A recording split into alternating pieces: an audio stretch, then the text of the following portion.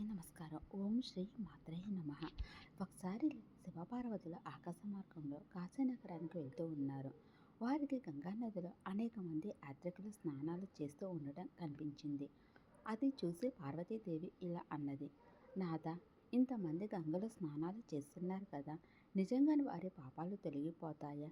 అదే నిజమైతే అందరూ పాపాలు చేసి వాటి ఫలితాన్ని అనుభవించకుండా గంగా స్నానం చేసి పోగొట్టుకుంటారు కదా అని సందేహం వెలుపుచ్చింది.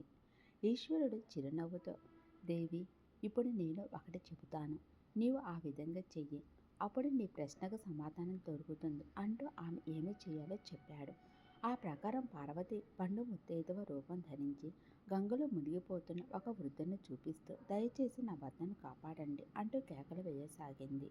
ఆ మాటలు విని చాలామంది గంగలో దూకి ఆమె పతి ప్రాణాలను రక్షించేందుకు సిద్ధమయ్యారు.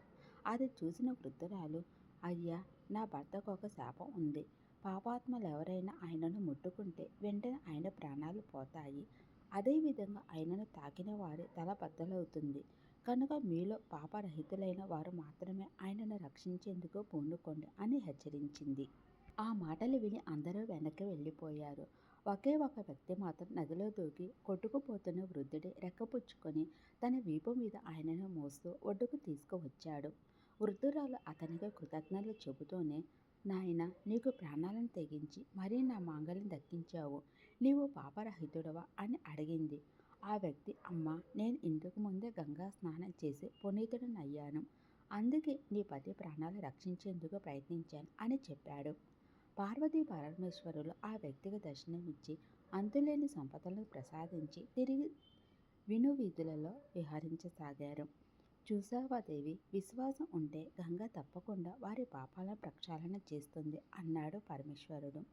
అర్థమైనందన్నట్లుగా పార్వతి చిరునవ్వుతో తల వంకించింది.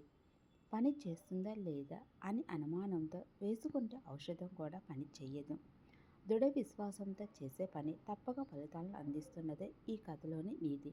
ఈ వీడియో మీకు నచ్చితే లైక్ చేయండి, షేర్ చేయండి. ఓం నమః శివాయ.